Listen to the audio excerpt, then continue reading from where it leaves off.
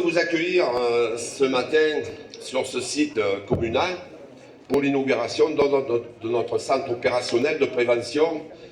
Bon, pour nous, c'est un grand jour. Je me rappelle, il y a 4 ans, on avait demandé une entrevue à monsieur le maire, qui nous a reçus dans la salle à la mairie. On s'est retrouvés d'un côté de la table, lui de l'autre. Sa première réflexion a été de dire « je me crois au tribunal ». Effectivement, c'était le tribunal. Qu'est-ce que vous voulez? Bon, on veut un bâtiment dédié au CCFF, on voudrait un porteur d'eau. Déjà ça, et la réponse a été brève, ok, vous l'aurez. Voilà. Le résultat, il est là. 4 ans après, on a le bâtiment, on a le porteur d'eau. Donc, monsieur le maire, un grand merci. Voilà, si ce n'est que maintenant, comme on a un bâtiment tout neuf, etc., au boulot, là, ça va donner. Et puis, merci aux anciens. On en a là. Les anciens, là, c'est grâce à vous qu'on en arrive là. Hein. François, ça faisait... En quelle année tu as relancé 2003. Voilà. Donc François avait relancé CCFF en 2003. Et ben voilà, c'est la suite du travail que tu as effectué. En 2 mots, j'avais rêvé de faire un effectif de 30 pour pouvoir répondre aux demandes.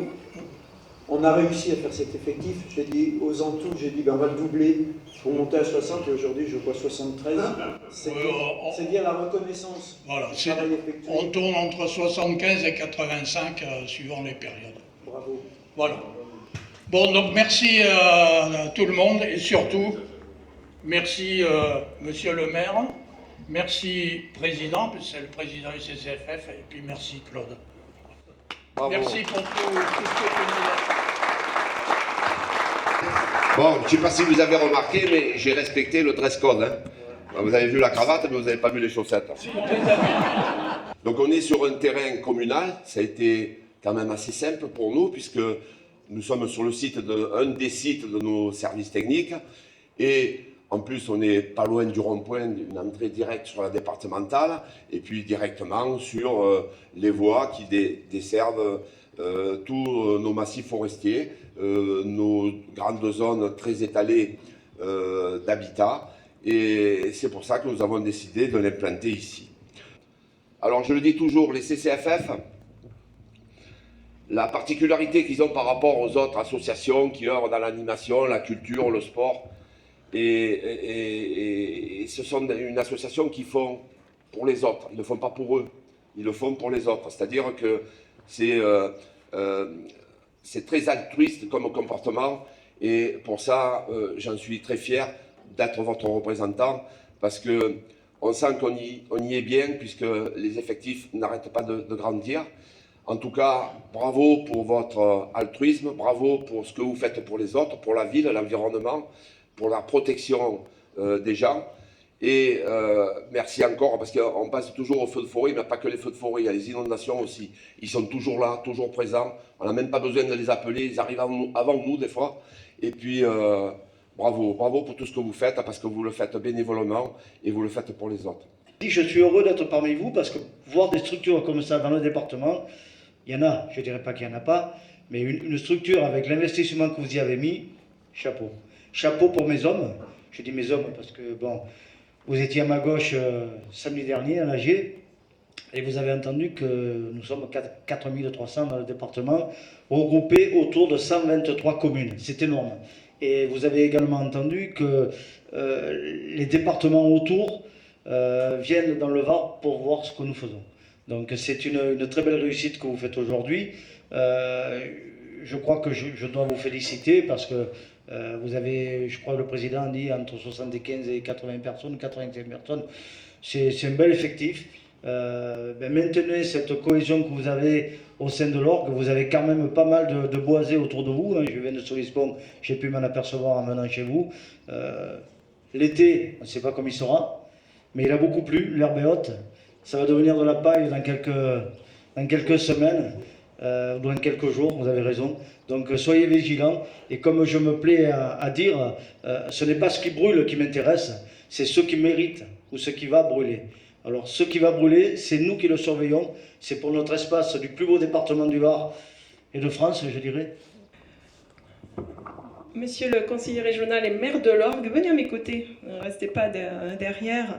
Monsieur le maire de Trans-en-Provence, mesdames et messieurs les élus de l'Orgue, mesdames et messieurs les élus, monsieur le président de l'association départementale du CCFF, monsieur le responsable du CCFF de l'Orgue, mesdames et messieurs les membres du CCFF de l'Orgue et des environs, et je suis contente de dire mesdames et messieurs les membres du CCFF, puisque avant de commencer cette inauguration, monsieur le maire me disait effectivement, je me rappelle monsieur le maire quand vous avez dit à vos vœux en début d'année que vous aviez un des CCFF les plus importants en nombre de personnes dans le département. Aujourd'hui, c'en est l'illustration.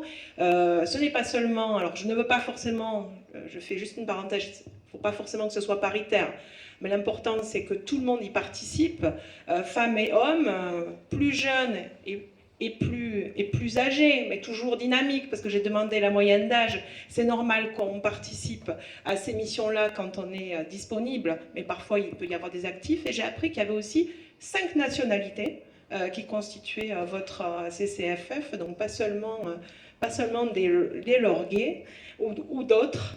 Mais comme vous l'avez rappelé, le CCFF, c'est une association, mais c'est une association pas comme les autres.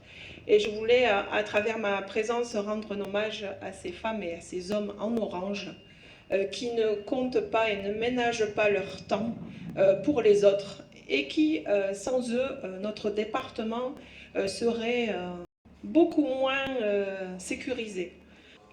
Alors les CCFF, ils ont été créés justement à la suite des graves incendies qui ont frappé le sud de la France dans les années 70. Et c'est à partir de 1976, dans le cadre d'une stratégie nationale de prévention des feux de forêt, que les premières structures locales ont été mises en place dans notre région. Au-delà de la surveillance des massifs forestiers, vous faites de l'information du public sur les risques et les comportements adoptés, parce que comme vous êtes sur le terrain, je pense que vous devez rencontrer et constater des comportements complètement inconscients. Et vu le caractère de plus en plus individualiste de certains de nos concitoyens, ça doit être parfois un petit peu difficile, ne serait-ce que de faire ce message de prévention et de leur dire les bons gestes et la bonne attitude à adopter. Et je voulais profiter de cela pour dire que si les élus qui sont en première ligne, les forces de sécurité et de secours qui sont en ligne aussi, dans le cadre de leur mission, on est très attentif, monsieur le préfet, les sous-préfets, à ce qu'il y ait une certaine ligne qui ne soit pas dépassée. Donc même si vous êtes en fait une association, comme vous assurez une mission de service public, si jamais il y avait des difficultés, des comportements, je dirais des insultes, je vais au-delà des incivilités, il ne faut pas hésiter à en référer à monsieur le maire et même à déposer plainte. Parce que dans le cadre de vos missions, j'espère que ça n'arrive pas, mais je pense que ça a peut-être arrivé. J'ai vu quelques têtes hochées. Donc la sensibilisation des habitants, des locaux, évidemment des touristes et des promeneurs. Au-delà de la prévention, il y a évidemment l'alerte, la détection précoce des départs de feu et puis le signalement immédiat aux pompiers et aux autorités. Mais aussi parfois l'appui logistique avec la participation à des actions de sécurité, la gestion des accès, l'appui aux pompiers, le guidage, et et dans une moindre mesure, parce qu'il faut quand même, il y a un cadre strict défini par le SDIS, le soutien aux opérations de lutte. Des missions vitales pour la sécurité de nos forêts, de nos territoires, de nos concitoyens. Vous êtes les sentinelles de nos espaces naturels et on souhaite les conserver en l'état.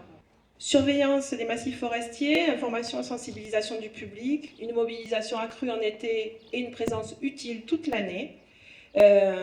Vous êtes des bénévoles engagés, je le disais, pour un service public de proximité. Et c'est un travail de l'ombre.